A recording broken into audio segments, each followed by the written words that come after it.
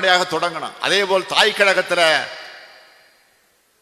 வாய்ப்பு கிடைக்காதவர்களுக்கு சார்பு அணிகளில் வாய்ப்பு வழங்குங்கள். நம்முடைய கழகத்தோழர்களுக்கு, கழகத்தினுடைய செயல்வீரர்களுக்கு தாய் கழகத்தில் ஏதாவது வாய்ப்பு இல்லைன்னா கழகத்திற்கென்று துணை அமைப்புகள் இருக்கிறது. அந்த துணை அமைப்புகளில் அவர்களுக்கு நீங்கள் வாய்ப்பினை வழங்கிட வேண்டும் என்று இங்கு இருக்கக்கூடிய செயலாளர்களையும் நிர்வாகிகள் நான் கேட்டுக்கொள்கிறேன்.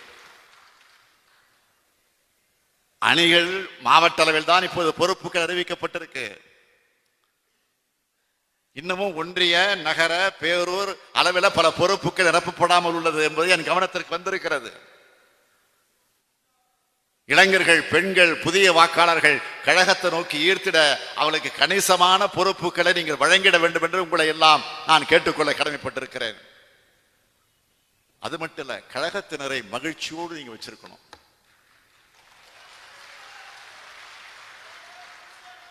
நான் அமைச்சர்களை, மாவட்ட செயலாளர்களை சந்திக்கிற போதெல்லாம் இதைத்தான் வலியுறுத்துறேன்.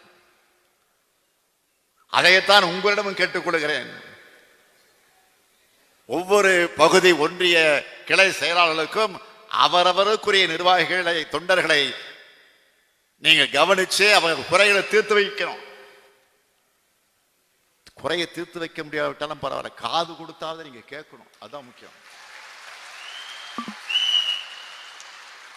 அதிலே சந்தோஷமாயிடுவான்.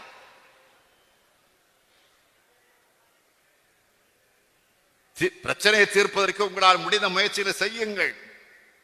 ஒருவேளை நம் முயற்சி தோல்வி அடைந்தாலும் கூட உங்களுக்காக முயற்சித்தேன் என்பதை அவர்களிடம் சொல்லுங்கள். நம் குறைகளை காது கொடுத்து கேட்க நம் குடும்பம் போல கழகம் இருக்கிறது என்ற எண்ணம் வந்தாலே பாதி கவலைகள் அவனுக்கு மறந்து. ஒவ்வொரு கழகத் தொண்டனும் மகிழ்ச்சியாக இருந்திட வேண்டும். அதனை நாம் ஒவ்வொருவரும் உறுதியோடு செய்திட வேண்டும். எதிரிகள் நமக்கு சூழ்ச்சி செய்வார்கள்.